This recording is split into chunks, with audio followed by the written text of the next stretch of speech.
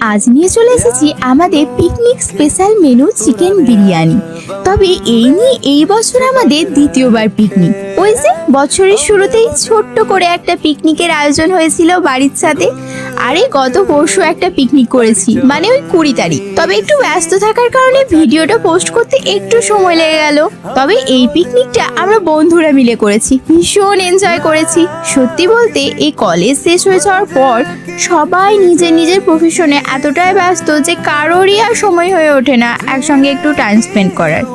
তাই হঠাৎই একটা প্ল্যানিং হয় ছোট্ট করে একটা পিকনিকের।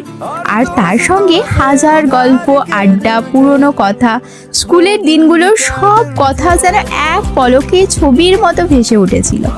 যদিও আমরা সব বন্ধুরা সেখানে ছিলাম না, তবুও অনেকটাই আনন্দ করেছি। আর তার সঙ্গে আমরা সব বড় বড় শেফরা মিলে বানিয়ে ফেলেছি আমাদের picnic special lunch chicken biryani.